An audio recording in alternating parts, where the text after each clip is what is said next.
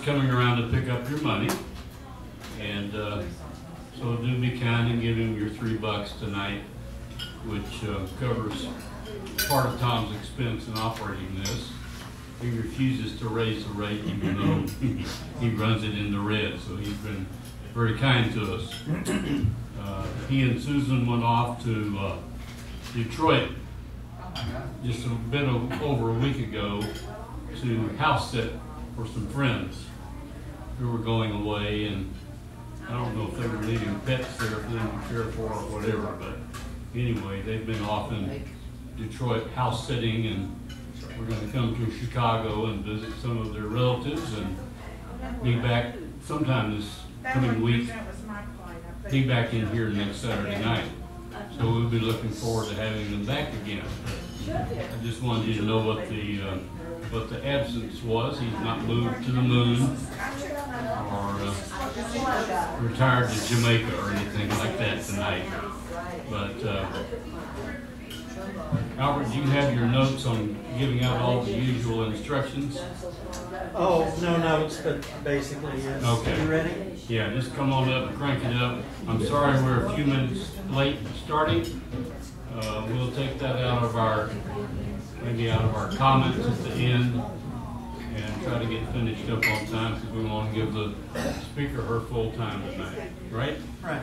Right. Okay. Albert, get us all introduced. Okay, first off, I'll just go through the rules real quick. Our speaker will speak for 1 hour, and then we will have a half an hour of passing the microphone around for questions and answers, not long narratives. Wait until the comments section after that, the second half hour after she speaks. And then after that, the speaker will come back and summarize and add any more comments to the comments and so forth. And it is Ann Drumm, I'm just reading this because I haven't rehearsed this, volunteer and advocate of the bipartisan Citizens Climate Lobby. She will discuss how, in a polarized political environment where voluntary emissions limits and government regulations are disfavored, approaches to managing climate change, another strategy is gaining ground. She will show how Republican leaders in Congress and the private sector are embracing the concept of carbon pricing as a market-based approach to reduce greenhouse gas emissions and accelerate the emergence of clean energy economy. Ann will argue that a price on CO2 would send a signal to industry, investors, and consumers that would drive the market to adopt clean and efficient energy technologies. She will further argue and explain a genuine proposal for a National Carbon Fee Dividend and discuss efforts to get Congress to act on this issue. Ann Drumm. Thank you. I don't know if this mic needs to be up. It was falling down. So thank you all very much for letting me come. First of all, let me reassure you, I am not going to talk for an hour. If I spent an hour up here talking, I would put you all to sleep. So I expect to take about 30 minutes, which should help us make up our time. So thank you again for letting me come tonight. I owe a debt of gratitude to Mary Williams, who isn't here tonight, but she is the one who heard me make this talk at our church, Unity of Dallas, and recommended me to the group. I also just want to acknowledge my husband, David Drumm, up here is a guest here to support me. Also, my CCL colleague, Jack Gannon, is here as well. He's a member of our speaking team.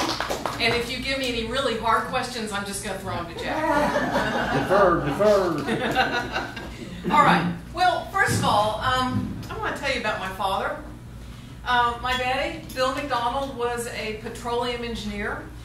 Some of you who have lived in Dallas for a long time may remember Bill Clements, our former governor. Before he was governor, he founded the company called Sedco. Yes. My daddy was, oh, that's right, Southeastern Drilling Company. You're right. And my daddy was vice president of engineering at Sedco. He supervised construction of those big offshore drilling platforms. And so he had a life in the oil and gas industry, but one of the things Daddy loved to do was take us snow skiing. And this is a picture taken probably around 1991 when our oldest child was about 3 years old. That's Colin there in a little ski suit. And one of the reasons I do this work is because I'm concerned about the impact of climate change on the Colorado ski industry. I want Colin to be able to take his grandkids snow skiing the way Daddy took us snow skiing. So I want to tell you just in a nutshell what Citizen Climate Lobby's proposal is. It is a proposal to create a market signal that levels the playing field for all energy technologies, incentivizes technological innovation, strengthens our economy, health, and national security. It does not increase the size of government or encroach on personal freedoms. There are three basic elements to our proposal. It's called carbon fee and dividend. The first element is a fee on the CO2 or carbon dioxide content of fossil fuels, so coal, oil, and natural gas. The second element is a dividend to households of the revenue that is generated by imposing the fee. And then the third is a border adjustment to protect U.S. manufacturing. So the fee, the dividend, and the border adjustment. And in a few minutes, I'm going to go into more detail about these three elements of our proposal. But first, I want to give you a little context. I want to tell you I'm not here to talk about the Paris Climate Agreement.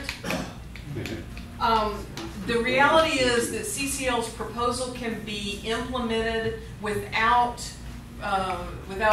regard to the United States' status of participation in international agreements.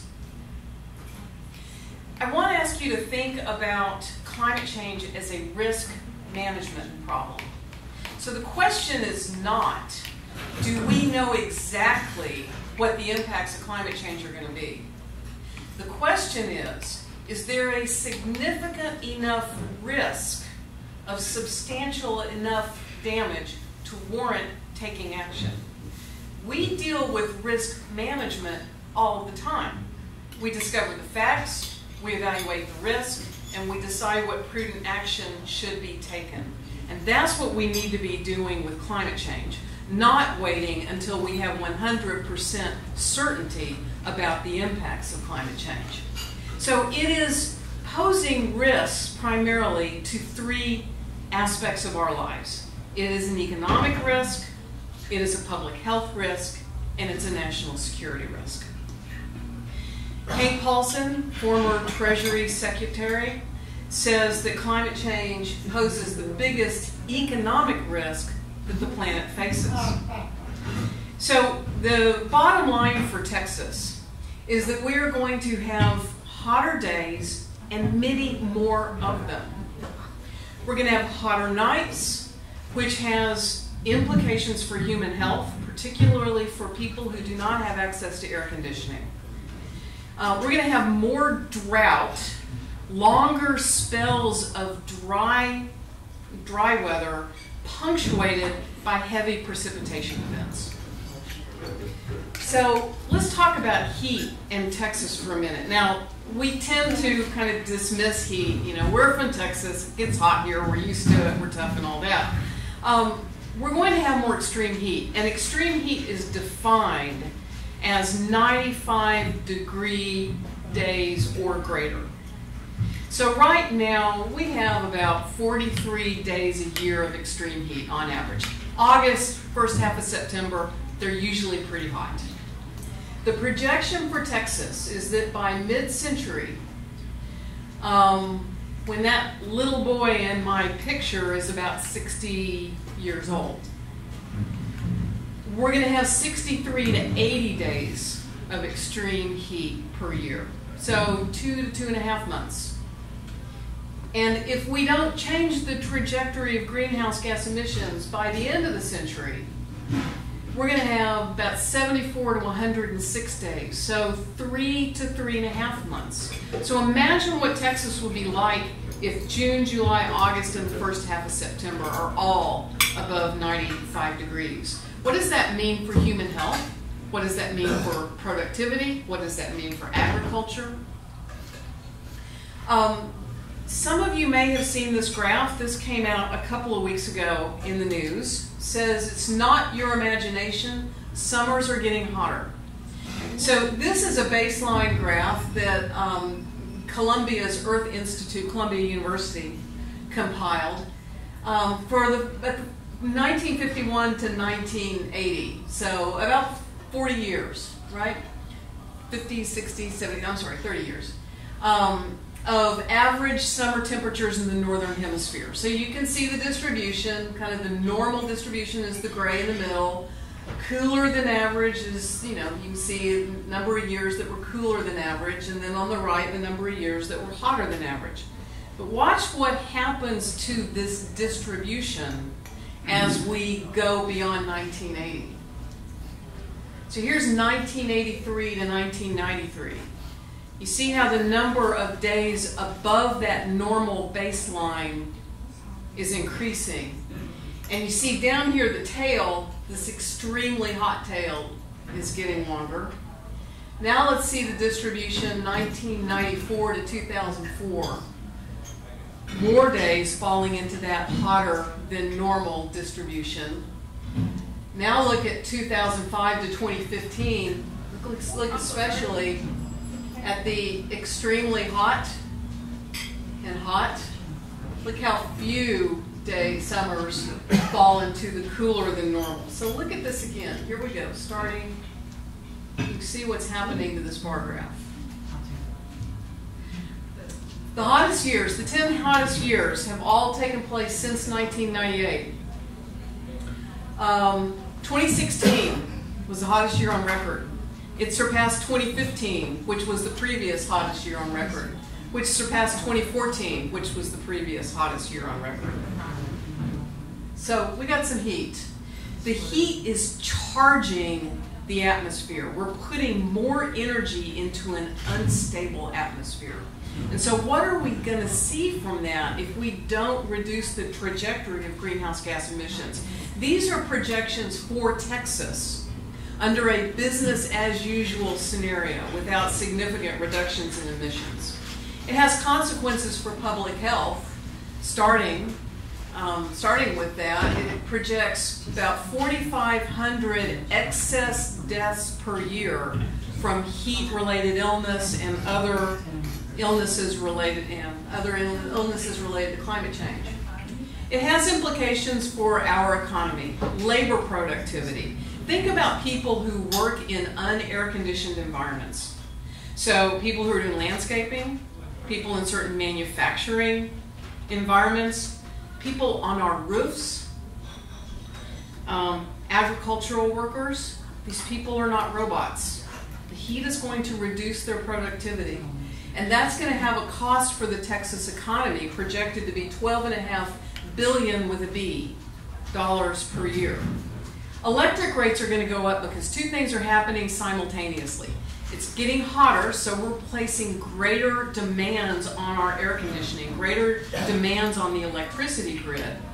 But one of the consequences of heat is that it makes the transmission grid susceptible, actually both the generation and transmission infrastructure susceptible to failure. So at the time that we are making greater demands on the grid is experiencing failures, and the result is going to be higher electric prices for all of us. Agricultural productivity will be going down, primarily because of drought, and also because plants have difficulty withstanding the higher temperatures. And then if you own coastal real estate, look at the projections for sea level in Galveston, 1.5 to 2 feet of increased sea level, resulting in property loss of $30 billion with a B dollars. Also statewide storm-related losses of almost $4 billion a year. So I hope this addresses any concern that climate change is just a, quote, environmental issue, because this is about people's health, this is about our economy, this is about our overall well-being. Texas is right in the bullseye when it comes to losses from extreme weather events, whether it's hurricanes, floods, droughts, heat. We are seeing increased economic losses from extreme weather events. Public health is something we're very concerned about. Public health implications of climate change. It's not related to it's not restricted to heat-related illness, so that, although that's a big part of it. The migration of disease vectors. So we now have West Nile, Zika, and chikungunya viruses in Texas, all mosquito-borne illnesses. One of the things that's happening with climate change is disease vectors like mosquitoes are migrating northwards. So who knows what we may see. Water-related illnesses, air quality, which is already a big problem in North Texas, will get worse if we don't do something about the trajectory of greenhouse gas emissions. And then finally, the national security implications. I'm not going to go into detail about this, but I can guarantee you that our national security leadership is well aware of climate change as a risk multiplier.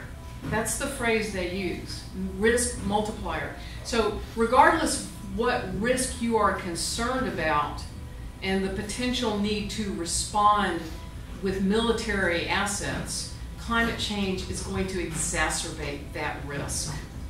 And this is actually a picture of Defense Secretary Mattis testifying before Congress in March about climate change as a risk multiplier for national security reasons.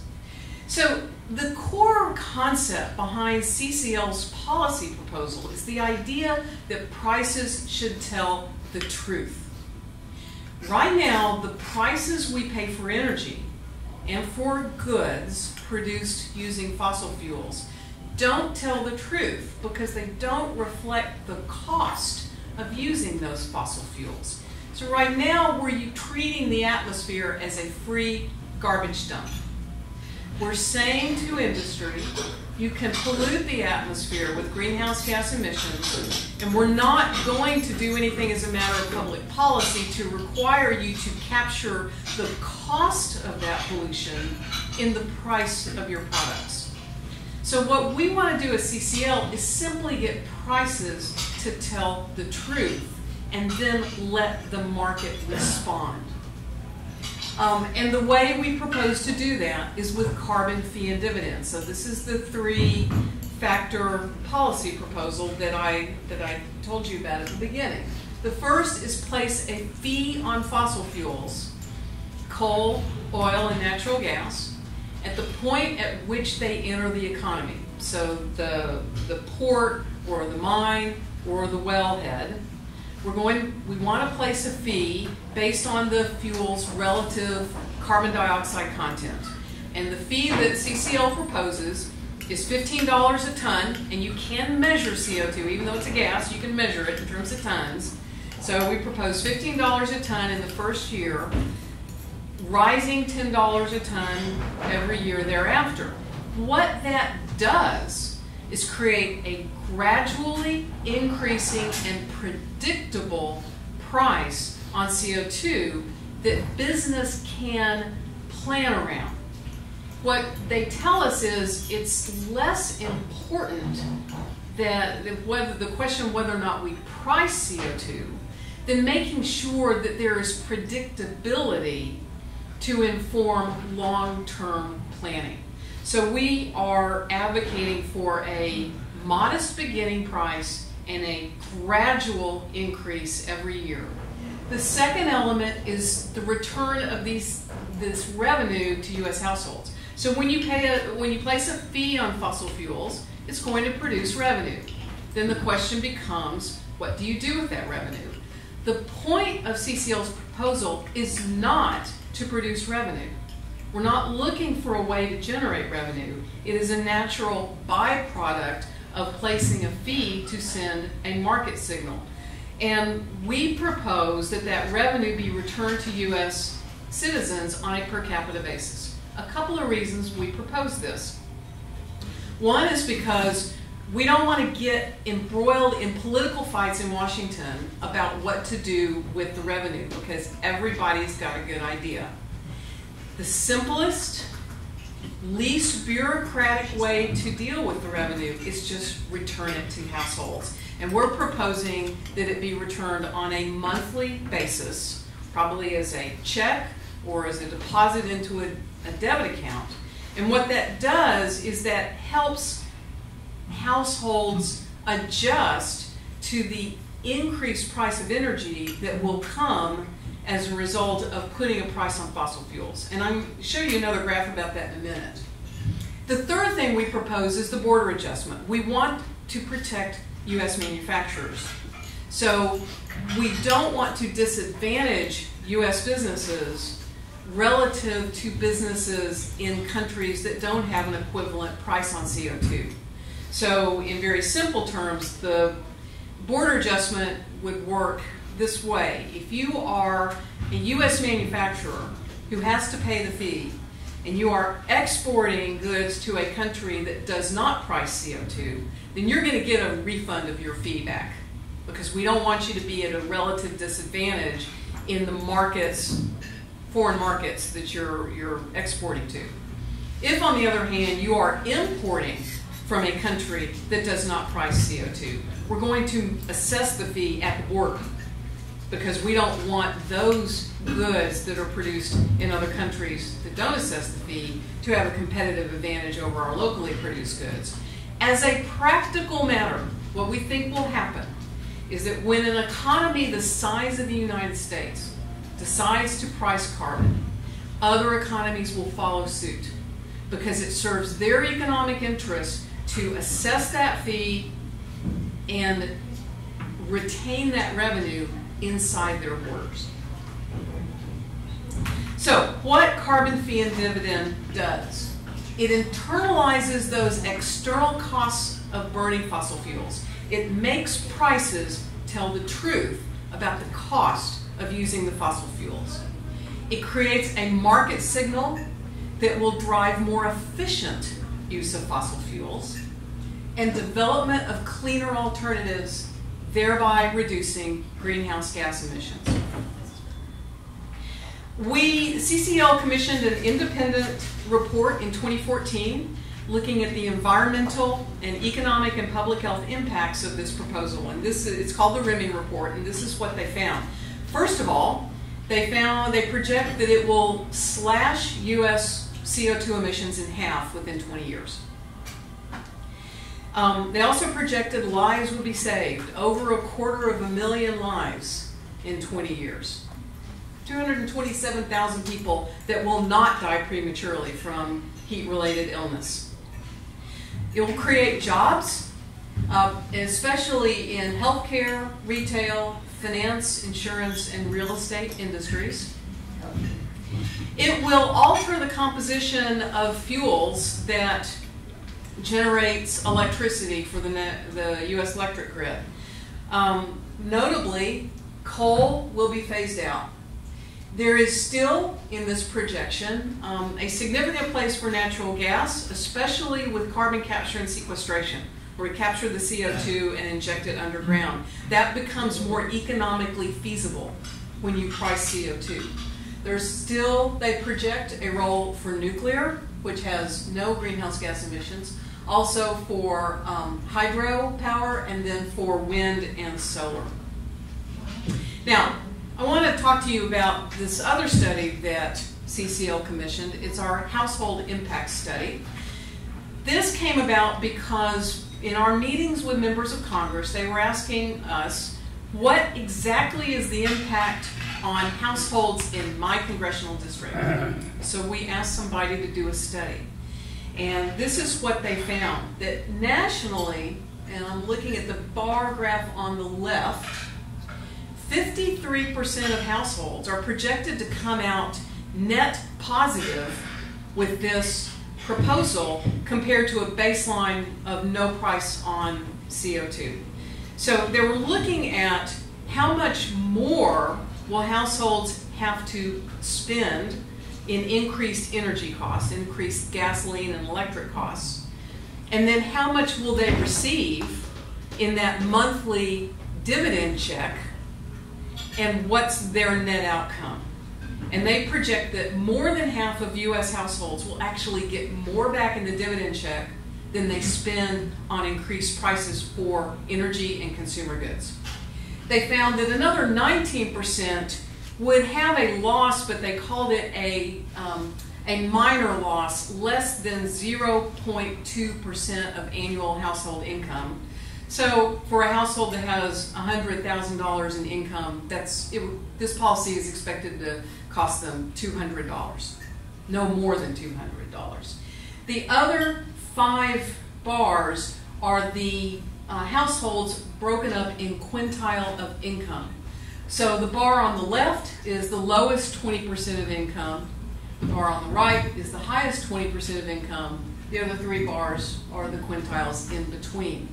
Now, one thing I would point out, it's not surprising that lower and middle income households do well under this policy. Higher income households may have to spend a little bit more, but those households are the ones who are best positioned to invest in efficiency and reduce their exposure to the fee. So if you're in a high-income household, you can do what David and I did. We invested in an energy-efficient retrofit of the 1950 ranch house that we lived in, and I bought a plug-in car. So I don't go to the gas station very often anymore. I plug my car in my garage at night, and because an electric engine or electric motor is much more efficient than an internal combustion engine, my MPG, my miles per gallon, averages about 100 MPG. So my exposure to a carbon fee is very low because we've invested in efficiency. So now sometimes I hear the objection to the point that why should we in the United States do anything when China isn't? And I think that objection is not based on reality, because the reality is China is grabbing world leadership in renewable energy. This was an announcement that came out at the beginning of the year that China aims to spend at least $360 billion with a B dollars on renewable energy by 2020. That's only 3 years away. The article that talked about this described it as a bold claim on leadership in the renewable energy industry. Here is an article a little bit more recent. This is from a May issue of National Geographic, talking about 3 reasons to believe in China's renewable energy boom. The 3 things that they're concerned about. One is air pollution. You've seen the pictures of air pollution in Beijing. This clearly presents an environmental and public health challenge to China. It also presents a political challenge to China's leadership. They want to deal with it. The second reason, they're concerned about climate change too. And the third is they see the economic opportunity from seizing leadership in this area. This article in National Geographic said wealthier nations that once used China as an excuse for their own inaction are now watching it zoom past them to become a global climate leader. It cited a couple of data points that China built 35 gigawatts of new solar just last year, and its coal consumption has dropped every year for the last 3 years. So obviously Texas is already a renewable energy leader. You probably know that we've got lots of wind farms out in West Texas and lots of high-capacity transmission lines to carry that energy from West Texas to the populated centers in the central part of the state. So we're number 3 in total renewable energy. We are number 9 in solar, and I'll be honest, I am just dumbfounded why we're not number 1 in solar. We certainly get a lot of sunshine. Excuse me, I gotta get some water.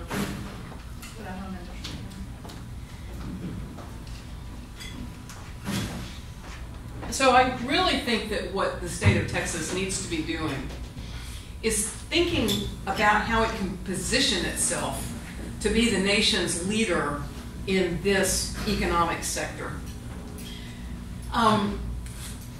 ExxonMobil has been on the record for some time as being a supporter of the idea of carbon pricing. And in fact, Darren Woods, when he took over as CEO from Rex Tillerson earlier this year, posted this on his company blog.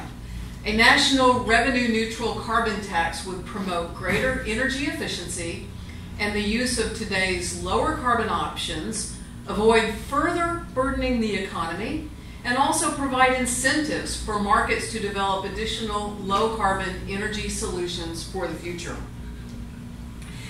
So one of the things I like to tell people about is as a reason for hope, something that's really very encouraging, is this organization called the Climate Leadership Council. They launched their initiative in February of this year. Now, Citizens Climate Lobby, my organization, is deliberately nonpartisan. Our grassroots volunteers are Republicans and Democrats, and we do our advocacy to both Republican and Democratic members of Congress. The Climate Leadership Council, by contrast, is Republicans talking to Republicans. Ted Halstead is their executive director. He has a very interesting TED Talk. It is worth 20 minutes of your time. It's on their website, clcouncil.org. Among their founding members are some prominent Republicans, former Secretary of State and Treasury, Jim Baker, Hank Paulson, also former Secretary of Treasury, and George Shultz, also former Secretary of State and Treasury. Another reason for optimism and a reason to dismiss cynicism about Congress not being willing to do anything is the Bipartisan Climate Solutions Caucus in the House of Representatives. This was started by a Republican and Democrat from the Miami area because Miami is experiencing the consequences of climate change on the ground right now. You may have heard about flooding in the streets of Miami on sunny days. That's climate change at work. And it is costing local government, and their local leaders want action. And so Carlos Curbelo and Ted Deutsch, a Republican and a Democrat, came together and said, we're going to put together a working group in the House of Representatives, and we're going to invite Republicans and Democrats to join us, but the rule is they have to come 2 by 2. So if a Democrat wants to join the caucus, he's got to bring a Republican to the dance. And so they deliberately keep the membership of the caucus even. It has grown rapidly. They are now up to 52 members, 26 from each party, looking at policy options for dealing with climate change. And a great example of them now doing something that mattered. It's about 2 weeks ago, the House was considering a defense appropriations bill. And an amendment was offered to remove from that bill funding for the Department of Defense to study the national security implications of climate change. And the Climate Solutions Caucus stood up and said, no. And the Republicans in the Climate Solution Caucus reached out to other Republicans in the House and got them to vote down the amendment, and the amendment was defeated by a wide margin. In other words, these Republicans joined with Democrats to stand up and say, we need to study the national security implications of climate change. So this is a very promising development. We do not yet have any members of our Texas congressional delegation in this caucus, but we are working on it. This is a little hard to see, but I wanted to just tell you that Yale does a lot of surveying of public attitudes about climate change. This happens to be survey results for the district represented by Michael Burgess. I used this slide speaking to Carrollton Farmers Branch Rotary a few weeks ago. So they're asking, district by district, what percentage of people in your district, believe climate change is happening, believe that it is a problem that we need to address. And, 69% of people in this conservative Republican district believe it's happening. 53% of them believe that it's that human activity is responsible for it. 56% of them, I think is what that says, are worried. And good grief, 81% of them say that we should fund research into renewable energy. 72% say we should regulate CO2 as a pollutant. So the bottom line is there is support in Republican congressional districts for taking action. Another poll that Yale did found that more than 6 in 10 Trump voters, and this poll was taken after the election, 6 in 10 people who reported they voted for President Trump support taxing or regulating the greenhouse gases that cause global warming. So we're trying to help Congress see that there is support in the districts for doing something. And we are advocating for a policy that we believe can get bipartisan support. There's reason for Republicans as well as Democrats to sign on to a market-based approach. So, bottom line, we want a fee on the CO2 content of fossil fuels. We want to give the revenue back to households in the form of a monthly dividend, and we want a border adjustment to protect U.S. business. Bottom line is that the result, we would cut emissions in half without growing the government, we would create jobs and increase GDP, we would reduce premature deaths and improve national security. I'm going to wrap up. I want to read you one paragraph out of this brand new book called Drawdown by Paul Hawken.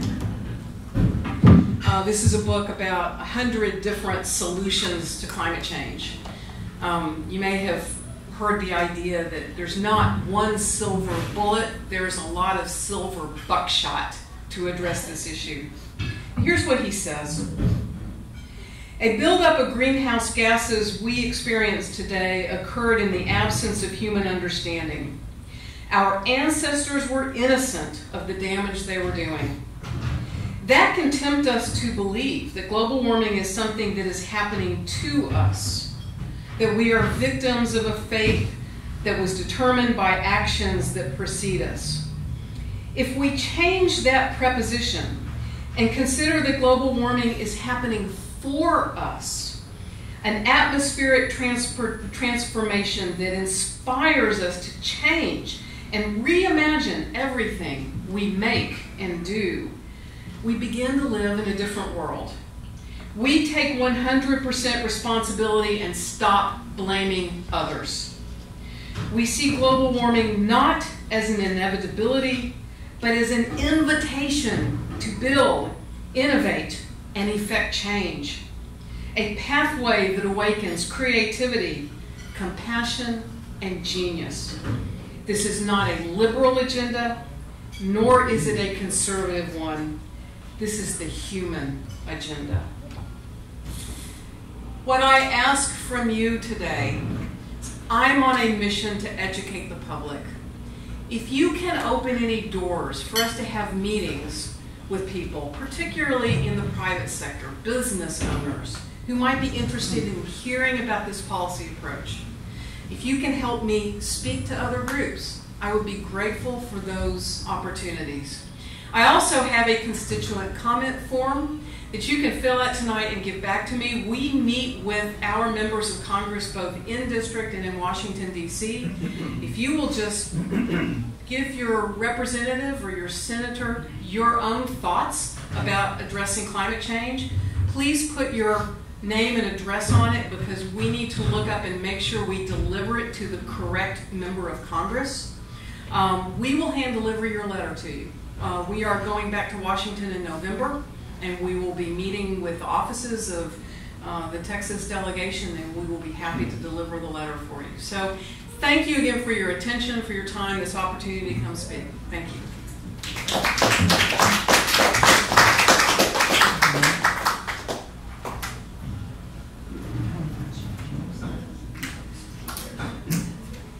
Who has a question? Hello. Excuse me? This is question and answer time. Okay. All right. Well, there's two different. Two different things there. Okay. Okay. Just pass them around. maybe if you stand up, she can see you. Stand up. Okay, yes. Hi, who killed the electric car? It was a great movie, wasn't it? Yeah, I thought it was pretty convincing. Well, I think the reports of the electric car's demise were premature. Actually, I'm really glad you asked that question. So I subscribe to The Economist. This came in my mailbox today. If you can't see it, the title is Roadkill, and the thing lying on its back with its feet and legs in the air is the internal combustion engine. Let me read a couple of things here. The first death rattles of the internal combustion engine are already reverberating around the world, and many of the consequences will be welcome. And then they say, existing electric cars reduce carbon emissions by 54% compared with gasoline-powered ones. That figure will rise as electric cars become more efficient and grid generation becomes greener.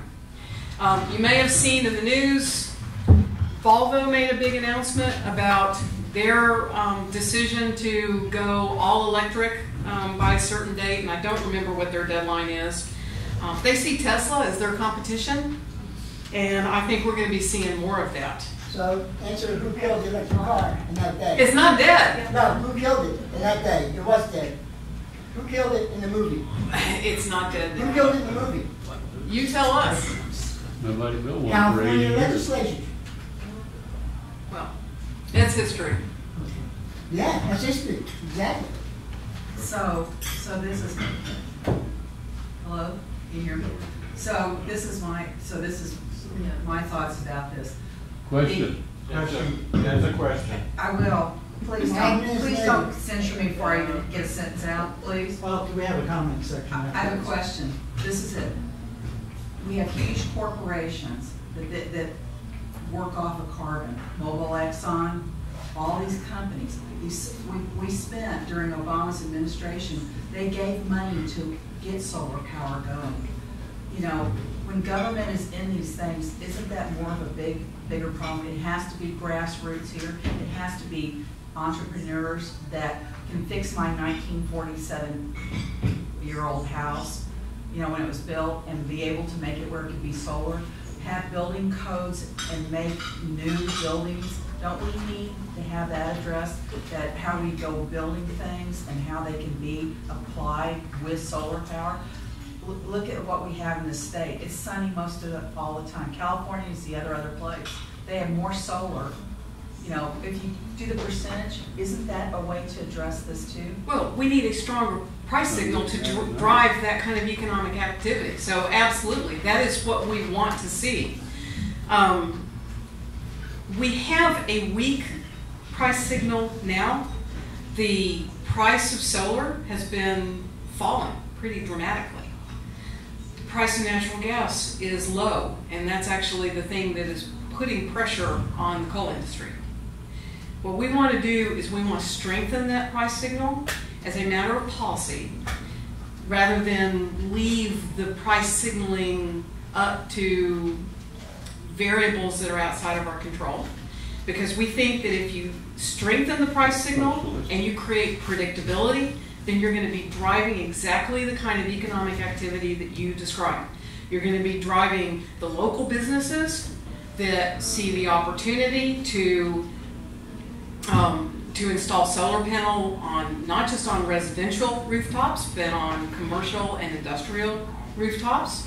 You're going to see the businesses that want to help homeowners and business owners retrofit existing buildings for energy efficiency, which is a really important step in addressing our greenhouse gas emissions. You're going to see the owners of those buildings have a stronger financial incentive to invest in efficiency retrofits than they currently have. They'll get a quicker payback. So that's what we're trying to drive. The role of government, in our opinion, is simply to set the rules by which the market competes. So we're not trying to pick winners in terms of technology.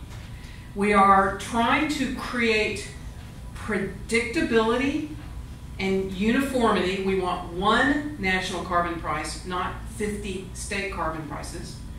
And we want that kind of uniformity and predictability to drive local economic activity. That's what we think will come of this. Were you aware? I don't think this is working. Can you hear me? It's not working, that's why. Just speak up. Were you aware of the 300 mile per gallon Volkswagen coupe? No, I don't know about that. Were you aware that it was killed by regulation? They wouldn't allow it to be imported into this country because it didn't have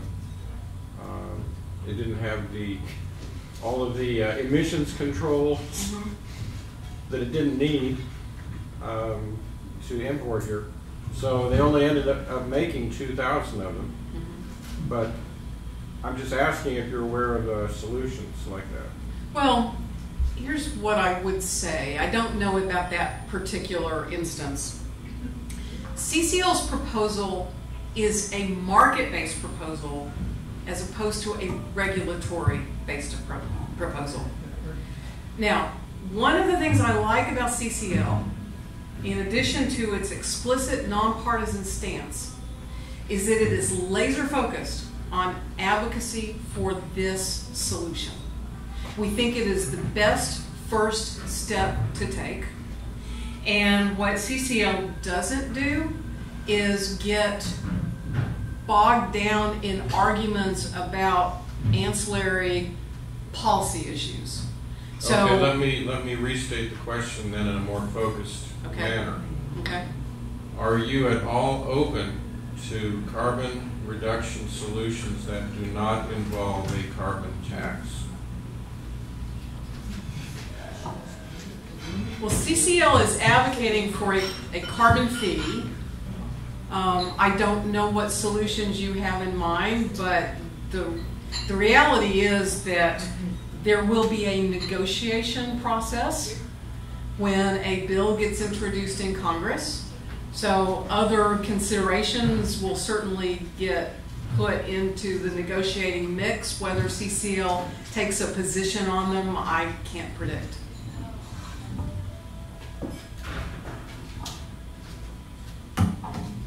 And I want to really thank you for bringing this to our attention. I had no idea this was going on behind the scenes, and it does give me hope. You made my day. Thank you, Sarah. I want to ask you, what's the possibility of getting a reporter that is responsible for getting stories out on the news to get this out to the public? Well, CCL is a national organization, and they do seek media opportunities, and we do get some media. One of the things that we do as volunteers is help get the word out through letters to the editor and occasional op-ed pieces. But the letters to the editor are the main way that volunteers like me help bring this to the attention of the public. So, for example, if the Dallas Morning News runs a story about climate change, our members here in Dallas will see that, and hopefully some member will take the initiative to sit down and write a letter to the editor and submit it to the Dallas Morning News and get it published. I've had a few letters published over the years, and our members get letters published. So that's one of the strategies for drawing attention to this. But the other strategy, in addition to media, is what I am doing by talking to groups and meeting with business leaders. Because you're right, a lot of people, when they think about a policy response to climate change, their brain goes immediately to regulation. They think, clean power plan, I don't like that, and that's as far as they go. A lot of people don't know that this market-based idea is out there. And it's one of the reasons I'm also very excited about the Climate Leadership Council. Their proposal has some similarities to CCLs and some significant differences. So I'm just excited to have them out there in the conversation. They got some really good media in February when they launched their event. They were in all the major newspapers. They were in the New York Times, the Washington Post. They were also in the financial press as well. And then there's Ted Halstead's TED Talk, which gets lots of hits. So there's a lot of different people trying to bring attention to this idea. And we're just going to keep working on it. Yes? I have two questions. One is very brief. Are you affiliated with Republicans or Democrats? You showed a lot of that on before. So I am volunteering with a nonpartisan organization. You're not a Democrat? I am volunteering with a nonpartisan organization, so when I have my CCL hat on, that's the position I'm going to take. And I'm not going to talk about my personal political predilections. You're not, huh? No. Okay, well, I'm confused about one thing. You say it's not regulation, it's market-based. Market-based sounds like carrot and stick, and I only see the stick here. I don't see the carrot. It's redistribution to the lower classes, and you're saying it's market-based. It's a little confusing to me. Okay, so it's a market-based solution. We're trying to strengthen a weak market signal to drive technological innovation, to drive efficient use of fuels. When you put a fee on CO2, then everyone, whether you're talking about households or businesses, is going to have an incentive to use those fuels more efficiently. And efficiency is an important part of our portfolio of solutions. It's also going to help create a signal to drive investment in technology. So we're not just talking about the behaviors of consumers and companies, we're also trying to send a signal to the investment community to invest in the technologies that we need. As a result of sending the signal, you generate revenue. The purpose of the fee is not to generate revenue, but you're going to generate revenue. So then you have to decide what to do with that revenue. And we think the fairest, simplest thing to do is give it back to Americans. And your dividend and Bill Gates' dividend will be exactly the same. It's not based on your consumption, it's not based on your income. It's just counting heads and giving money back. And it's that dividend back to U.S. households that provides an economic stimulus. So it's a market incentive based on regulation, regulated market incentive. But the only regulation is the imposition of a fee on carbon content. There's no other regulation that we are suggesting. It's pretty simple. That's part of the beauty of it, it's its simplicity. This summer has not been all that hot. So on your scale that you showed, where does all that information come from? So that graph came from the organization Climate Central. Climate change does not mean it's always hotter everywhere. What we're looking at is we're putting more energy into a system that already has a lot of variability. And what that means is sometimes that shows up as more heat, and sometimes that shows up as more cold. You know, one of the consequences that we're concerned about is the ocean system that carries heat in the Atlantic northward to Western Europe. And if that oscillation gets shut down, what does that do to agriculture, for example, in Northern Europe? So it's not a uniform heat effect. Now I will tell you one thing I'm not good at is talking about climate science, because I don't have a science background. I've read a lot of books about it, but I'm not very good at explaining it. What I can do, though, is point people to some credible sources of information about the science. I'm happy I could give you a list of places to look, but the one I would encourage you to start with is the National Climate Assessment. This has been something that Congress mandated, I think it was during the first Bush administration, mandated that the administrative branch put together. It is the work product of 13 federal agencies, and they've come up with they've come up with a summary of the science and then projections about impacts for different regions of the country about every 5 years since they started. The website for that is globalchange.gov. And then there's a ton of books out there, but that's the globalchange.gov site is a good place to look for information about climate science. I will also just mention we have a wonderful climate scientist here in Texas. Her name is Dr. Catherine Hayhoe. She's at Texas Tech University. And she does a lot of educating about climate science. And what's really interesting about Catherine Hayhoe is her husband is an evangelical Christian minister. And she likes to talk about when they were first married, the arguments they had about whether climate change was real or not, because he didn't believe it was. She's a climate scientist.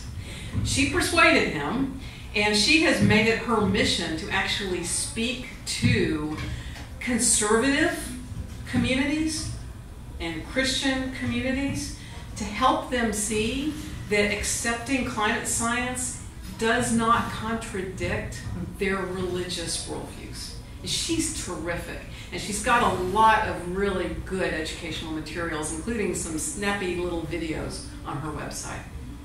How do you spell her last name, please? Hayhoe. There has been a lot of deception noted in the climate research, and with the charts that you put up there, I think it's very interesting to note the 1951 to 1980 chart. In 1980, we had over 60 days of 100-degree weather here in Dallas. If you carry that forward, you're going to get a bump. You're going to get a different kind of a graph than if you start after that and then go up to run back up to 1998, which was another hot year, but not as much as that. And then I remember recently we had over 30 days of 100-degree weather here a few years back. But I have to ask you if you're aware of the challenges to the climate information. If I'm aware of the challenges to the climate information. What, I don't understand the question. The climate change information. Mm-hmm. So you're presenting this with a baseline of many different assumptions or presumptions, and I'm asking if you're aware that these are challenged. I am aware that there are people who do not accept the conclusions of climate scientists.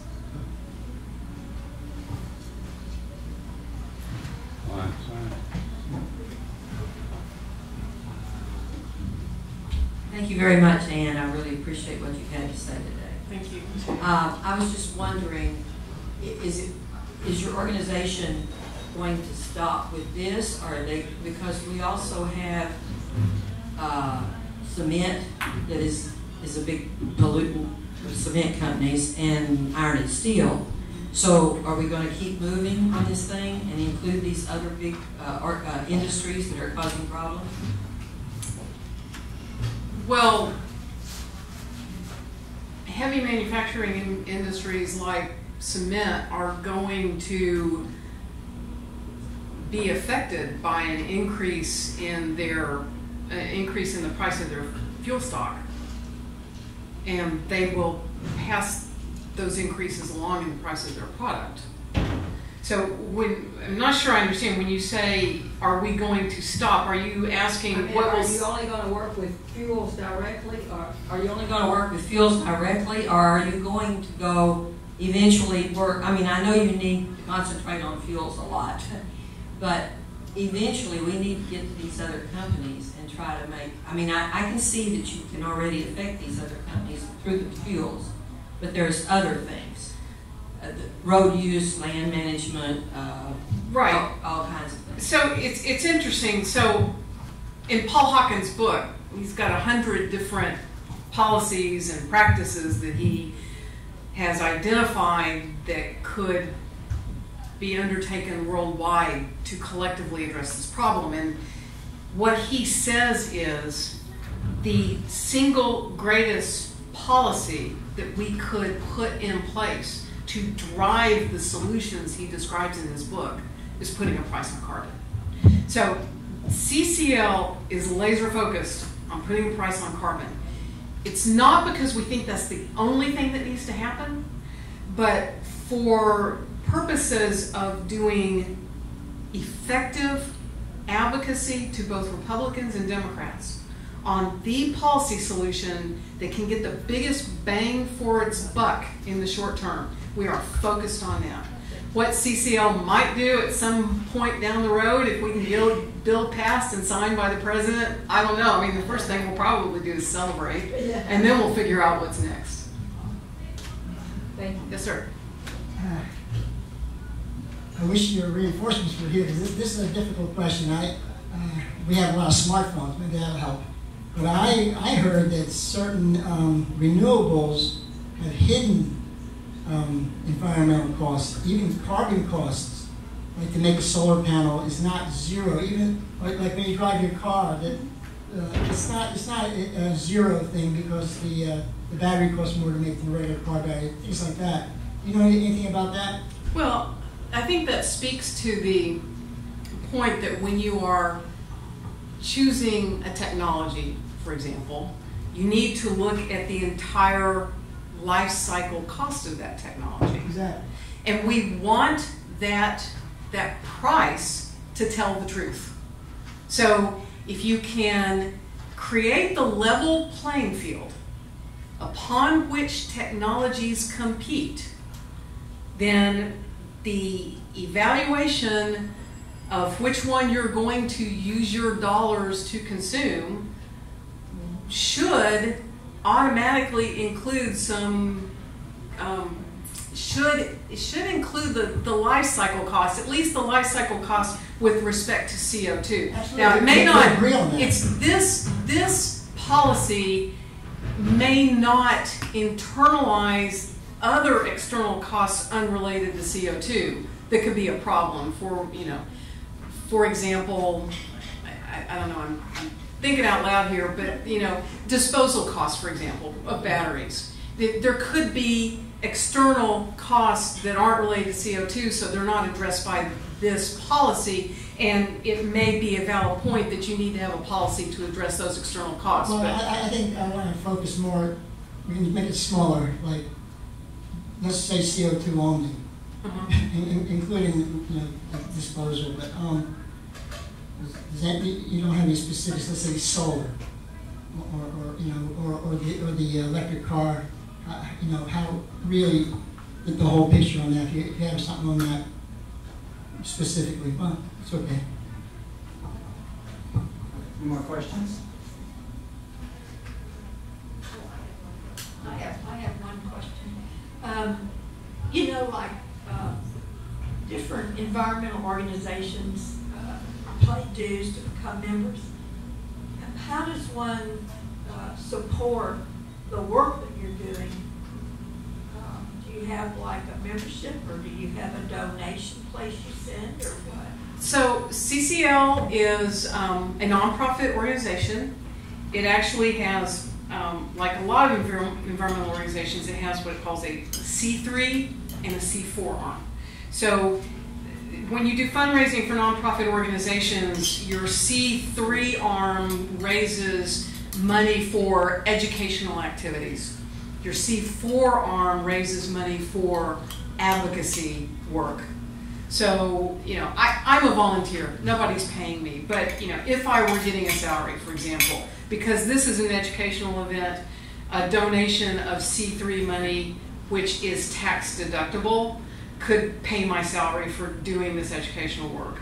When I go to Washington in November to meet in meetings with Congress and advocate for policy, that is not educational, that becomes lobbying, and that is funded by C4 non-deductible dollars.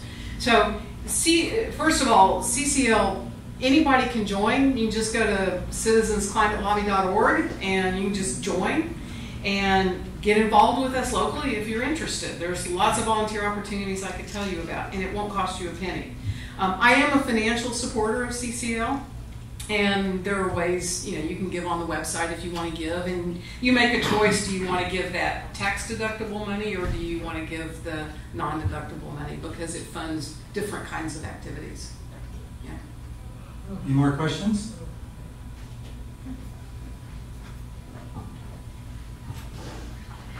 I think, excuse me, I think I understood very well what you said about the tax that would be imposed, and then the refund that would be given to individuals, rebate or whatever they want to call it, that would zero their cost out. What happens to all the revenue that you would be raising from the companies? So the tax is imposed at the point at which the fossil fuel enters the economy. So if it's natural gas, it's imposed on the natural gas producer. If it's coal, it's imposed on the mining company. If it's oil, it's imposed on the drilling company. They pay the fee. The revenue is collected and given back to households. The fee on the fuels is going to drive down some downstream increases in energy and consumer costs. And so companies that, say a manufacturing corporation that uses natural gas to run its equipment is going to have an increase in its fuel cost. It will not pay a fee itself. It's going to have to include that additional cost in its cost of goods sold. So ultimately that cost will get passed on to the consumer, whether it's an individual consumer or a corporate consumer. So it's one of the beauties of CCL's proposal is that it actually minimizes the number of entities that actually pay the fee. So the only ones that pay the fee are the fuel producers. And everybody else just sees it in increased costs of energy that gets passed on in the price of the goods sold. And so ultimately the consumers, the individual consumers, they are going to see. One thing I didn't tell you is that a rule of thumb is that $10 a ton on CO2 translates to about 10 cents a gallon of gas and a penny per kilowatt hour of electricity. And so it's those increased energy prices that the rebate back to consumers will compensate a lot of people for, help people adjust to that. Did that answer your question? Partly. Okay, let's just say that you impose a tax. What is the tax based on? How do you calculate it? It's per ton of CO2. Let me digress for a moment. And CO2 is 1/2 of 1% of that which is produced by the energy business. I don't know that. I do know that. I've worked in it for 40 years. So CCL also proposes to put a fee on carbon equivalents. So methane would also get a fee. Well, that comes out of the ground. You just separate it. It all comes out of the ground. With a separator. But all the fossil fuels have a component of greenhouse gases, whether it's CO2 or methane or some other greenhouse gas. So they know how to calculate the relative amount of the fee that gets imposed on a particular fuel based on its relative carbon content. let me make one important semantic point. There's a reason we call it carbon fee and not carbon tax, and it's not just because we don't like the T word. There is an important difference between a fee and a tax. If you put a tax on something, you're collecting that revenue into the treasury and spending it. If you put a fee on something, you collect the revenue, but you don't put it in the treasury and spend it.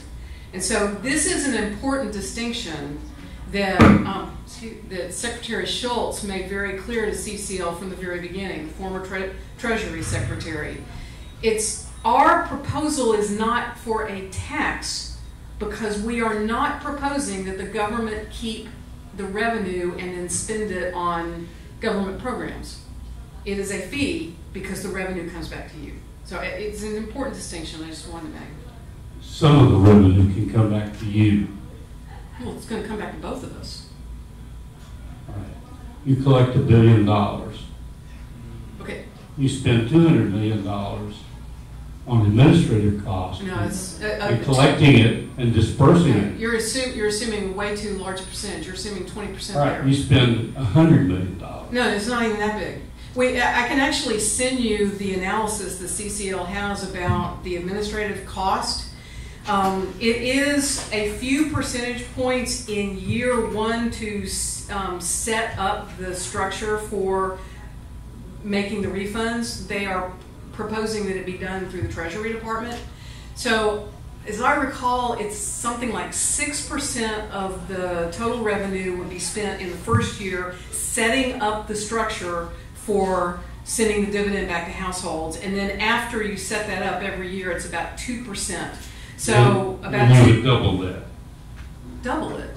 Well, everything that the government tells us it would cost to do anything is about 50% of what they're going to spend. So I will be I happy. don't care if it's a road or a bridge or whatever it is. If you will. So my question is, how much does this make, or how much does it lose? I don't understand. It's been very nice and theoretical. And I totally understand every word you said. You've communicated it very well, but you have to understand, as a person who looks at numbers, who's a CPA, I like to. If you talk about money coming in and money going out, I sure as heck like to see how much is coming in and how much is going out, and then I would look at it and say, that makes some good sense. One, it's believable, and two, I can see some economic justification in doing what you're doing, because the result would be good and it would be worth what you're spending. And that's missing. So that's a question. So where is it? I'm asking, where is it? Yeah, where is it? Well, I don't understand that. That's an indirect question. I realize that. What does it cost to do all this improving thing, and how is it going to improve? Tell us how it's going to improve us. Okay, so it's a revenue neutral policy. And it's not going to cost the Treasury anything. The revenue will come in and the revenue will go out. So there's no cost to the federal government to do it. The cost of administration is very small, and it will be taken out of the revenue that's produced. The thing we accomplish is to create a market signal that drives innovation, that drives the efficiency and the renewable energy and the storage technology that we need to transition to the clean energy economy. That's the benefit of doing this.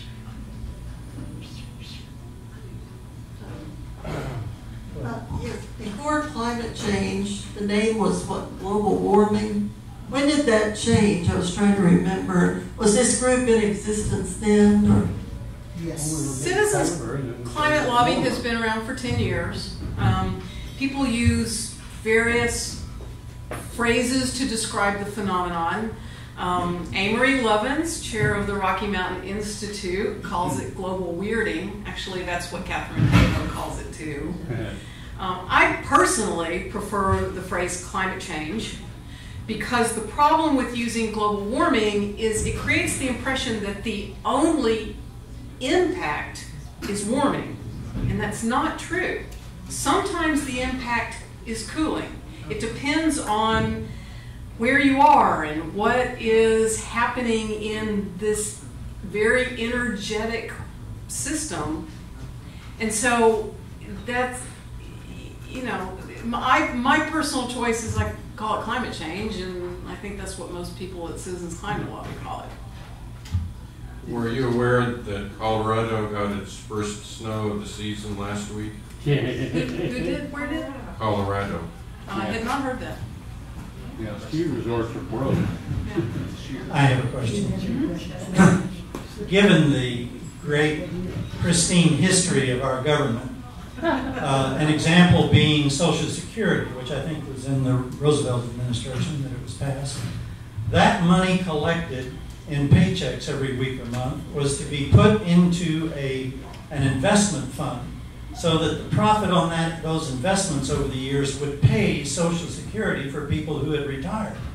And our beloved Congress stole every penny of that money, and now all of us are having to pay for people who are retired now. And there is no buildup of an interest rate. How can you trust a government to do something that sounds as nice as you're describing it? I think our government is a bunch of leeches. I think they're run by the money paid them to make decisions. How can you expect this to work without their siphoning off a lot of it? Transparency? What in our government is transparent? It's hard for me. So there is pervasive cynicism in our country about the ability of our government to do anything. You're absolutely right about that. And so I am operating on an assumption that we can construct a bill in an honest and transparent process, and that we can execute the process of fee and dividend that the bill calls for in an honest and transparent way. Are you familiar with Stanley Meyer? No. Minnesota, you can look it up. He had a car running on water. All of the effluents coming out of the exhaust pipe were water, distilled water. And the things that I have read about him that have been stated was that he couldn't get anybody in the government interested until finally the Department of Energy invited him to either a luncheon or a dinner in his honor, at the end of which everybody had a glass of wine, and he stood up and started to walk out of the room, turned around and said, "I've been poisoned," and he died inside that building. His car required only water for fuel. Got like 1,000 miles to the gallon. Well, if that technology is in fact provable and workable, then it should really have a market advantage when you put a fee on CO2, because it's going to be a whole lot cheaper than gasoline or electricity. You're going to have support of the military-industrial banking complex, which includes petroleum industry, to do that. Any more questions? All right. Do I sit down now? Yes, ma'am. All right. Thank you.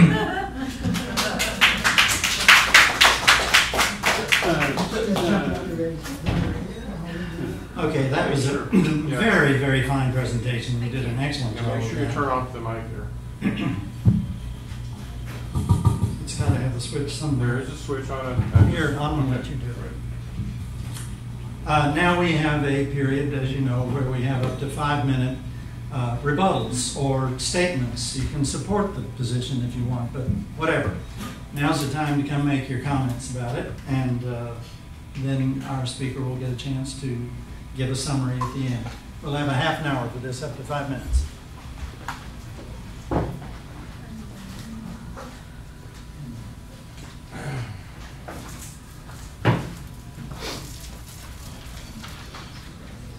I have many more comments than 5 minutes, but I'll do my best here.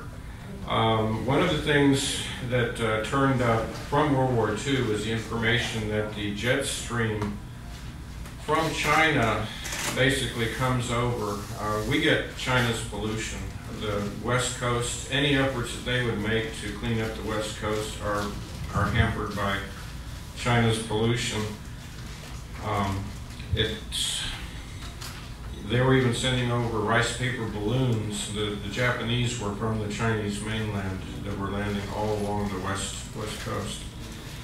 NASA put out a chart. Somebody leaked this from NASA. They put out a chart of CO2 distribution, and I had a copy of that. I really should have valued it more because I don't know where it is right now. I sent it out in emails to friends, and it showed that the highest concentration of CO2 was actually the Amazon basin. And China had some hot spots. The US had a few hot spots. LA had a little bit of a hot spot. New York City area there, that corridor there, I think maybe Norfolk had a little something to do with it. But basically nothing. No real nothing very measurable. And then, as I say, most of the CO2 was in these areas where you have lush vegetation and things like the Amazon basin. We really are in a situation where China has no compliance on their emissions and what they're doing. They may be wishing to be an industry leader, but in fact, that's a very good marketing ploy while they're busy polluting. And as I say, we're getting that pollution on the West Coast, and it's kind of, to me, it matches the what I ran into in the corporate world some years back, what they call the quality process. You get subjected to Deming, Durand, Crosby, different forms of quality process that your corporation has to be involved in. And of course, I'm there producing video productions on how we're so involved in the quality process, and I know perfectly well that the top echelon in my corporation are all IBM people, no exceptions. And they're not listening to the guy in the mailroom, believe me. So one of the theoretical approaches to this, besides the fact that there's been a push for a global tax for quite a long time, and I feel that this carbon tax, and I am calling it a tax here, is in fact trying, it's an attempt to get some kind of global tax going based on a compelling need of civilization extinction if we don't take care of this, when I know well and good that the military has had an option for a long time. They call it the Krakatoa option.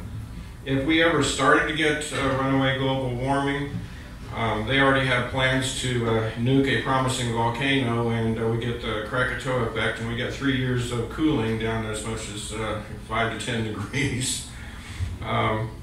So nobody really wants to do that except maybe the military. But the thing of it is, it's being touted as a civilization-ending challenge, and I don't honestly believe it is. And you know, the only other one up there where they could possibly get everybody coming together is another thing that was touted in the white papers, besides environmental global tax, was a war against aliens. So you know, let's put it in the context of that.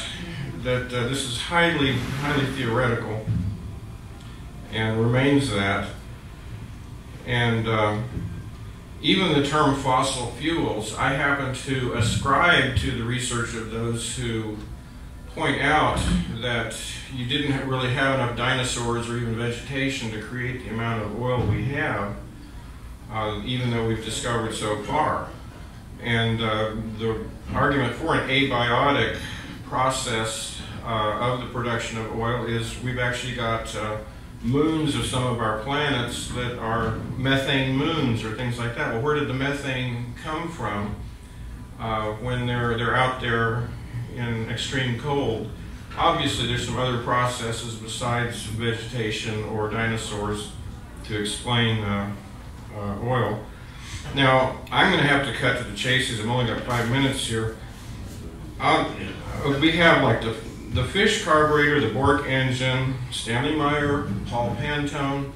Most of these innovative technologies which would have cut down the amount of fuel we were using, the amount of emissions we have, these people get persecuted, driven away. The founder of our, I'm already over 5 minutes. Well, let me just wrap up with this.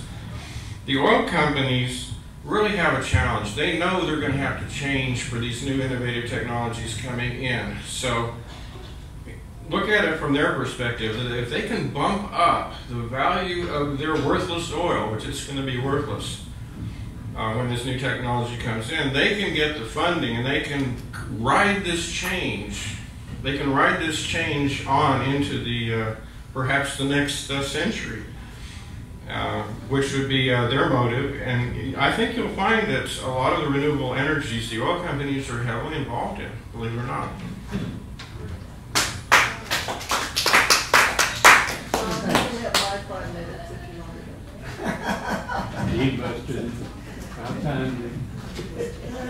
Okay, we don't have parliamentary procedure here. We don't have Robert's Rules of Order. So thank you so much for ceding your 5 minutes, but I don't believe we can do that. So next up. Do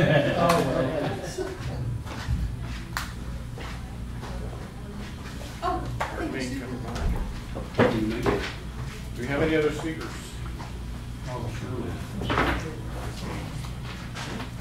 I'd like to amplify one aspect of this that was only touched on briefly, which is if we had a backyard and somebody wanted to dump a load of garbage in our backyard, we would expect compensation for that.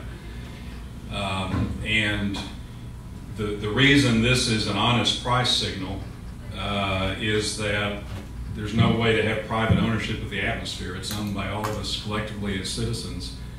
And so when you dump a toxic substance into the atmosphere, or the water is really the same thing, you know, there's no private person, one person or one corporation to pay. You have to pay the citizenry, the body politic, but that is a real cost. You know, the fact that nobody owns the air doesn't make it any less of a pollution than if somebody, you know, dumped a load of garbage in your backyard or your ranch or whatever, you know. And when we talk about an honest price, it's really pricing in what an economist calls an externality, which is a real thing. It's just there is no place in the private economy to put that transaction cost, because there is no private person to pay for that very real cost. And so I don't need my whole 5 minutes, but I thought that point was worth a little more elaboration. Okay. Come on. Bring it up. Okay. That's some really nice charts. Beautiful. Okay. The reason I decided to talk, the reason I'm concerned with this issue is because it talks about science. I like science. I love science. I like Western civilization. It's produced the logical structure, even something called the logical fallacies. My wife loves those. The formal logical fallacies. Anyway, I feel like what we're dealing with here, the assumption of this talk was that CO2 is causing all these problems, and yikes, it turns out that's not so sure. Now, still, why would I talk? Well, because it's become such a big social and pressure to conform. To to me, it's like a religion. You believe.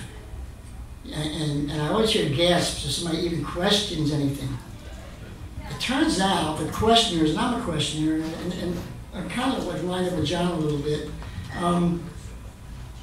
know more about it than the believers in most cases. I mean, I'm not talking about top scientists, but for instance, there are top scientists that really question the CO2 model for global warming. And then that's one half of it, and the other half is how much of that is man-made problem. So I can be demonized because you say, well, you don't care about the future generations and this and that, and you don't care about your health. Well, I'm quite an environmentalist, I must say, just in my own life and my immediate family. I probably outstrip most of you, probably you by a long shot, by the amount of CO2 that I consume, but it's totally accidental. It's not because of any religion. It's just I abhor waste. I'm more concerned about really toxic things that our modern civilization has produced, and everybody agrees. Everybody agrees that this is a problem. My concern is that our well-meaning, our obvious, same reaction to all this waste, this industrial civilization we made, is to do something, put some brakes on this. I think somebody's co-opting us. I think we're being played.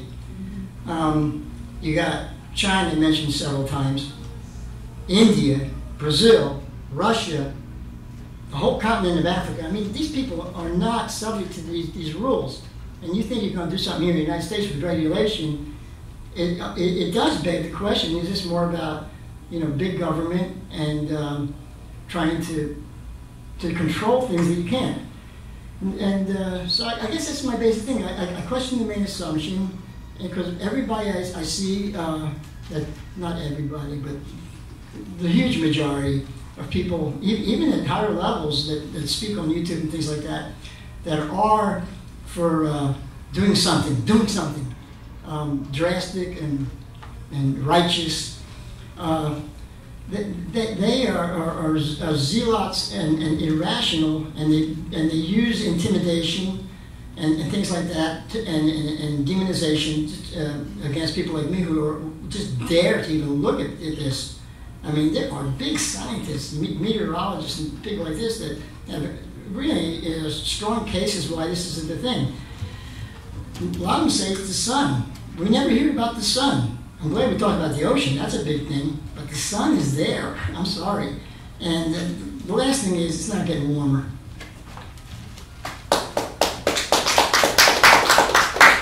Who's next? Well, I don't know. I will too.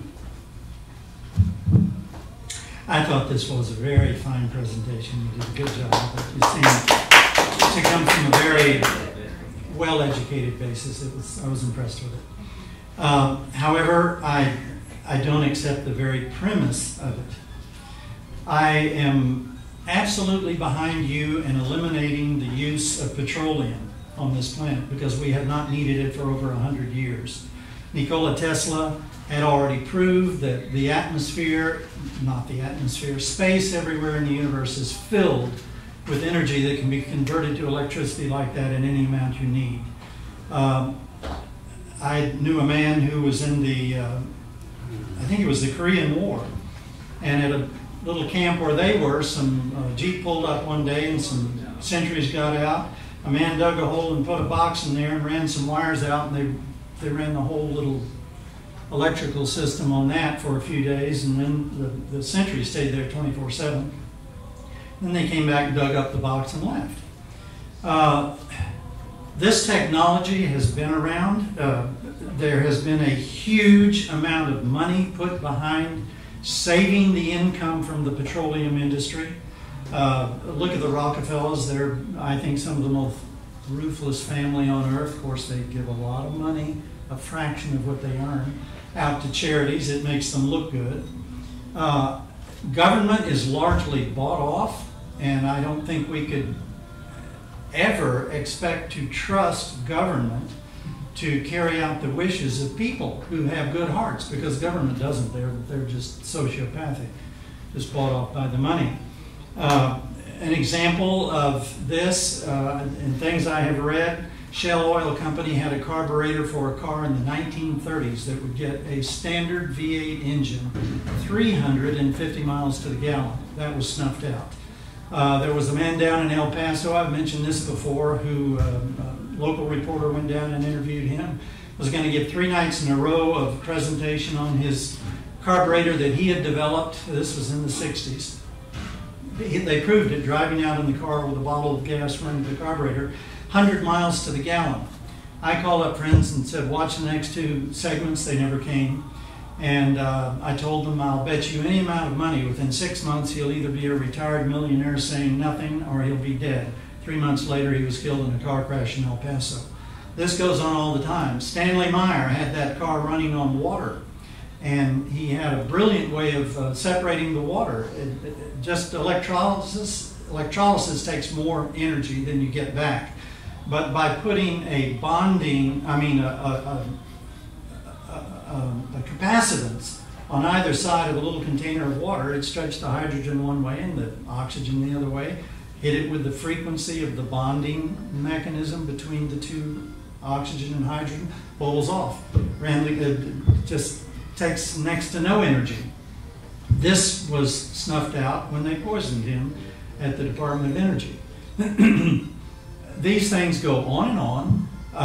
Years ago, I used to be able to just put into the search engine on the computer the global warming myth, and I would get this program. There were 2 groups of scientists. One group was, I don't know how they do this, but they were going down through the layers of Earth back millions of years. And one of them was measuring at these different levels the temperature of the Earth, and the other was measuring the CO2 content of the Earth at that time. They both came out with a sine wave over millions of years that just was very regular, up and down, up and down.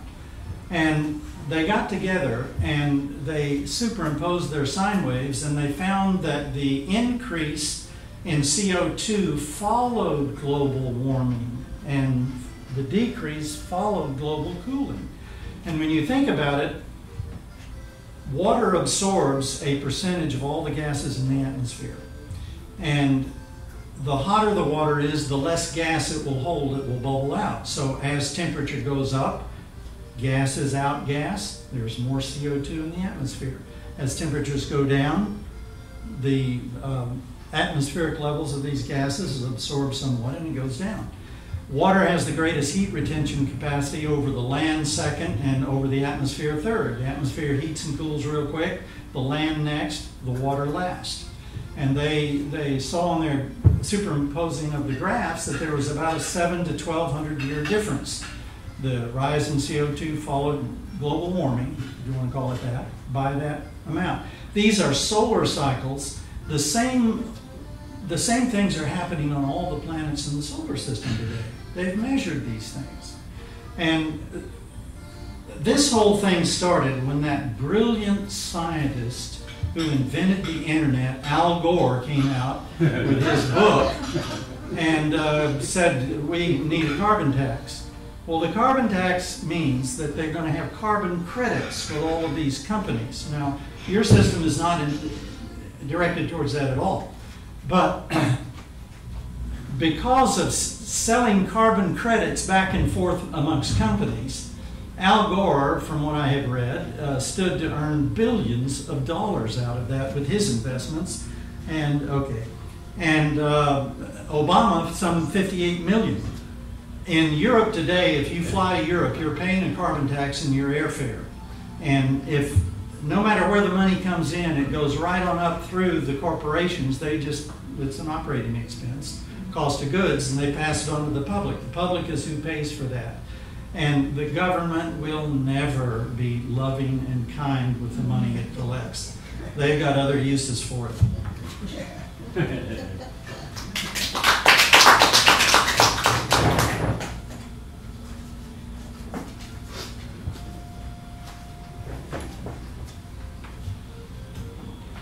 Well, I'll make a couple of my their comments tonight.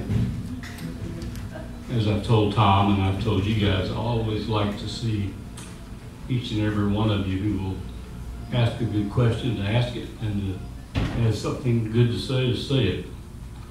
Let me tell you just a couple of things about my perception of the general subject, not with respect specifically to our speaker's presentation, which was excellently done. She's bright, she's articulate. It was very easy to listen to.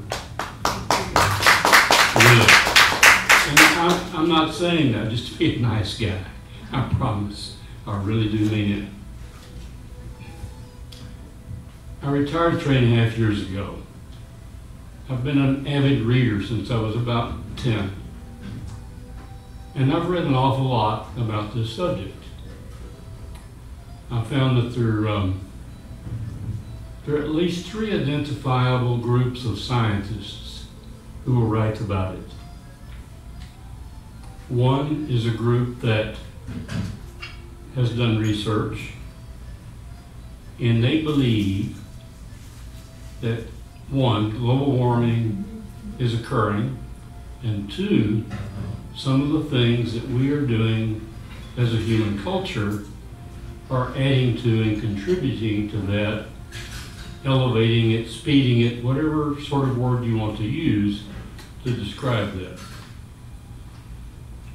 There's another group that's on the polar opposite of that. They're pen to pen on the speedometer or the whatever gauge you want to describe it as. They take an opposite viewpoint. They've looked at all the same facts, and I've read so many of their articles that I would just get, by about page 3, I'd be dizzy almost, because it's very difficult for them to, it's not like political, they cannot explain the position without being so scientifically explicit, unless you're a scientist, instead of being a CPA like I am, a business person. They're going to lose you. And when you consider the fact, in that same vein, that probably 50% of the people in the country don't have the vaguest idea of anything that's going on around them other than what is in their immediate life, their satisfaction for today. So we cannot get very many of the people out there in the population to get interested in something like this that they ought to have some interest in. I'm very grateful that our government and a number of our big companies that have some actual power and control have gotten on this case some. I don't remember how many articles now I've read that a lot of the harmful things that we had historically been putting out into the atmosphere are down to about a 1991 level. This is 2017. That's a pretty remarkable step back. I don't remember just when it started, so I can't give you a real specific scientific exposition on it. I just know that, California is very extreme in a lot of their positions on emissions and things of that sort. The rest of the country less so, but nationally, we've done a lot more than most of the emerging economic countries of the world of size who have some impact. China is building a lot of panels, and those serve a useful purpose. If you go and look at the chart on the amount of electricity, for example, that's produced by nuclear power plants, by solar panels, by burning coal into a generator, and by natural gas, which has grown tremendously since the little Greek guy who started up Mitchell Energy down in Houston developed and perfected the process of fractalization, to go down into the shale, drill sideways, which is sort of unimaginable. Drill a hole in the ground down 17,000 feet and then go sideways, and then break the rock up in a way that it would cause it to break up and loosen the gas, and then you can pump it up to the surface and use it. So we were becoming very dependent on the third world countries who didn't want to tell us anything, that now we can produce a lot of that ourselves. It's been amazing. Is that the way to go forever? Probably not.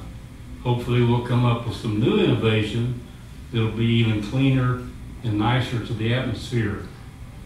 But I guess my main supposition, my main point is, this is a very complicated issue. I read on a lot of different subjects. I'm not a genius. You know, my IQ is only about 134. I'm not a 180 like the fellow in the wheelchair over in England, you know. But I do understand reading, and I take the time and effort to read it just because I have the interest in learning things that I don't know. And I've read an awful lot about this. I've read the documents, like I said, of the people on one side who's totally supporting things that reduce CO2. Those on the other side who don't. There are a lot of people in the middle. When they go and survey them, they will take a position, but then when you go and look at what they do, they're getting money for their activities from one of the groups. Does that make them believable? No. I don't believe a word that comes out of their mouth if Shell is giving them money or George Soros is giving them money to say it's bad for the world. I think it becomes unbelievable. And there's a big mob of those in the middle. The press isn't going to tell us that generally. You have to do a lot of reading to dig in and find it. But I promise you, it's there. So all of us, I think, I would say to you, need to be conscious of this issue and pay attention when we have a fine speaker like this come and tell us some things about it that they have learned. We're going to leave with some knowledge that we didn't come through the door with tonight, and that's good. And we hope that it might affect some of us in how we behave and what we might support politically. We sure don't know everything about it yet, do we?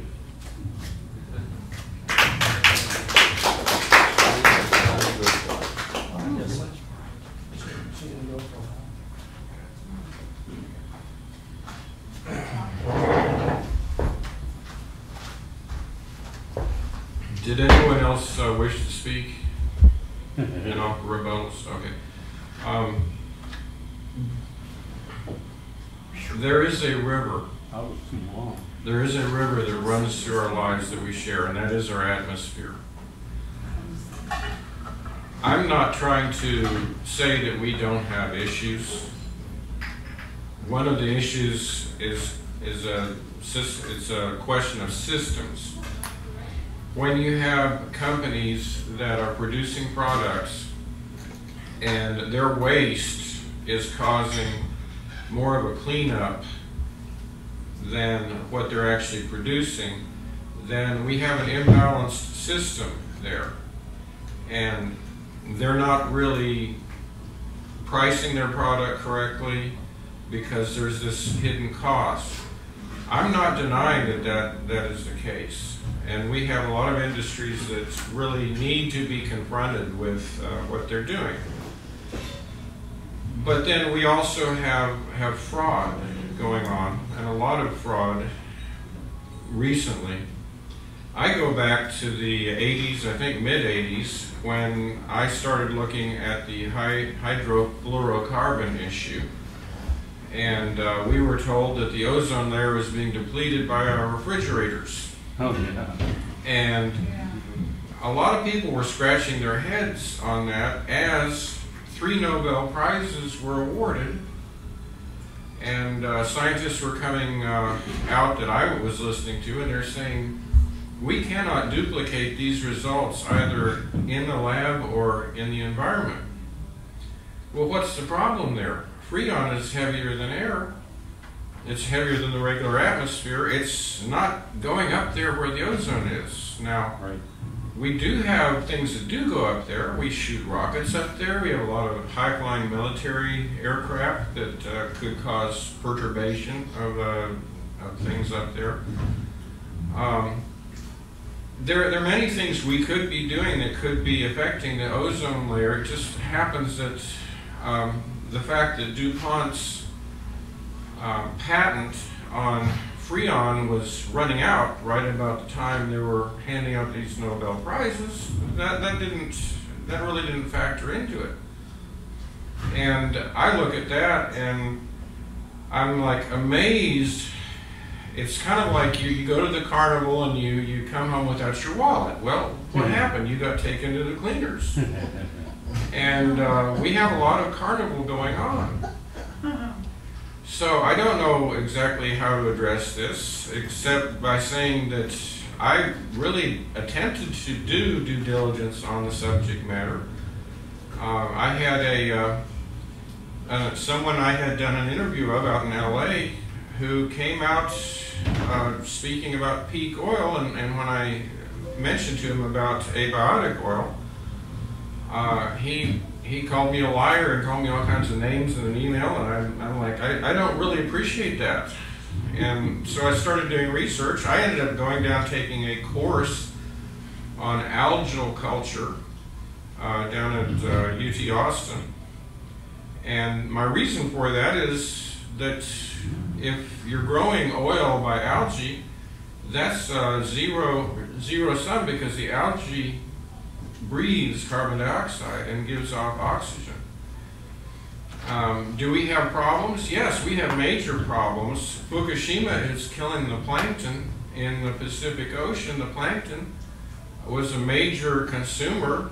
It's a form of algae. It's consuming CO2 and releasing oxygen. And we're headed for a dead Pacific if some remediation is not done on Fukushima. There's not a whole lot of truth-telling about the actual state of affairs there.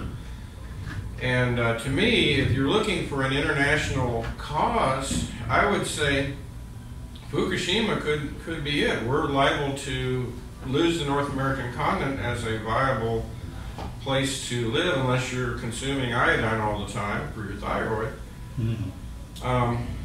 We might lose the North American continent here if Fukushima continues. I have friends on the West Coast who already have thyroid issues, and nobody's really talking about it the way they should be talking about it. So I'm saying I believe the focus is wrong here. I don't know what to say about what you're doing.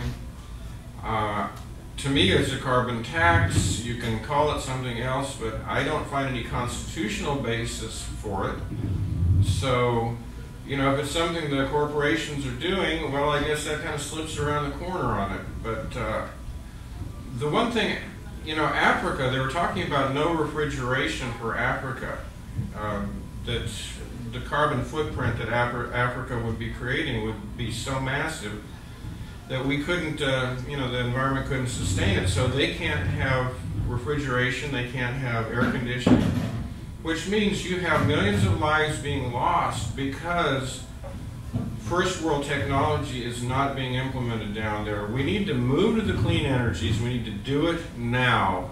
And we need to get beyond this whole oil issue. Thank you.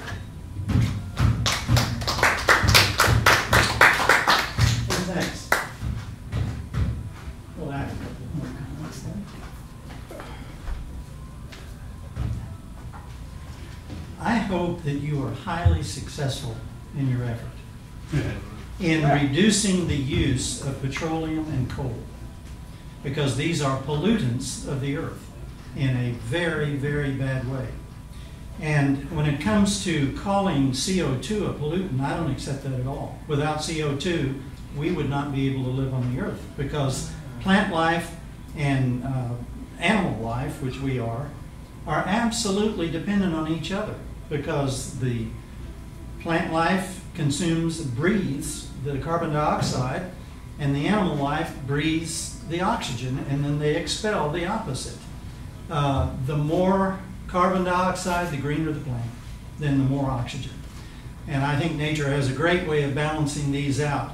As far as the term fossil fuel, I haven't accepted that for years. The earth, through temperature and pressure and chemicals down under the earth, is constantly generating oil, petroleum. There are oil fields that have been drained dry, and then 10, 20, 30 years later, they've got oil in them again. And I think, I don't know this, but I think it's the earth creating a fluid that lubricates the slippage of the continental plates, that reduces the seismic activity. So I don't accept the term fossil fuel at all. I think that is a phony term to make us, the petroleum industry did that to make us believe that it was running out and therefore the prices have to go up. There have been people on Coast to Coast, geologists, who have pointed out that the known reserves of today will last the projected needs of the earth for the next 100,000 years. But I don't want to see us do that. I would like to see us go to solar and go to what Tesla had of just extracting electricity out of space. It's there. It's so abundant that we could never run out of it. We could never have it come in too slowly. Tesla was ready to create a little unit that you'd place on each house and it would run the house forever on electricity. These are the things we need to go to get away from these pollutants of coal and petroleum. So I applaud your effort, even though I think the idea of the carbon dioxide is not correct. If it takes that to get this done and reduce more the use of petroleum and coal, then I think that's a great thing, and I'll support you completely on that. But I think that the truth of the matter is that whole issue came up for that carbon tax that those people were going to make billions and billions of dollars out of, because the money that is imposed on these companies is just another operating expense, and it goes right through to the public. So like today, you're paying a higher price on an airline ticket that goes into Europe because the EU passed the carbon tax. And I think, though, that what you're doing is a great effort. I like the fact that you're not calling it a tax. Maybe it'll get through. Maybe it will help reduce the use of the wrong kinds of fuels and get the right kinds, or energy sources rather, more in production. And that's good to see that it is beginning to happen somewhat.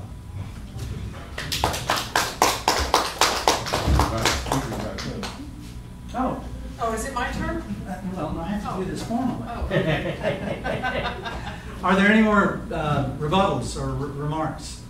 With Tom gone, we're being a little sloppy. Excuse us.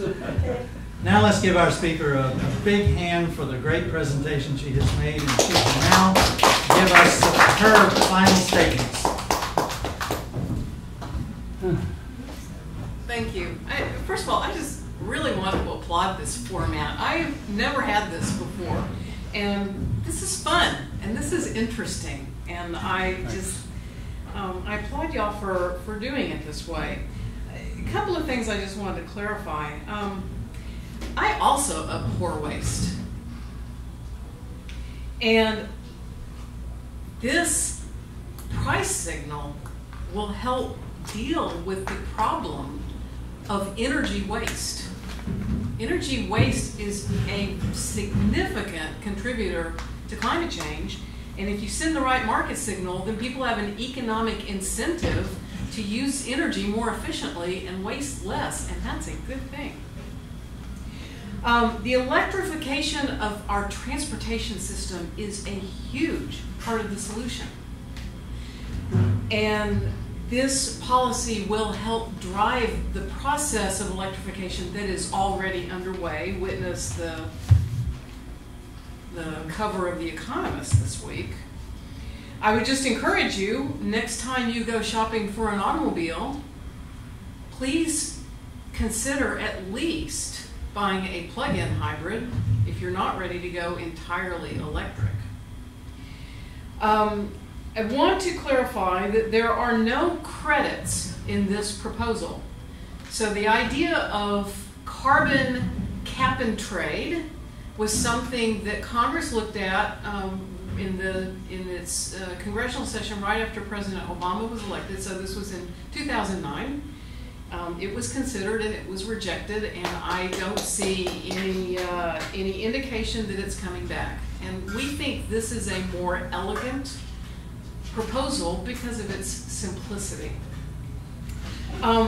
That guy in a wheelchair in England is Stephen Hawking, and he is in the group of founding members of the Climate Leadership Council. He has come out publicly in support of this idea. And I just also want to clarify that we're not talking about eliminating carbon dioxide. It is, in fact, essential to human life. We are talking about reducing the accumulation of CO2 in our atmosphere. That is all I wanted to say. I want to thank you again for this wonderful opportunity. I've had a lot of fun tonight. If you want to give me your comment letter, we will be happy to take it to your member of Congress. So please make sure you fill that out and give it to me if you want it delivered. Thank you again.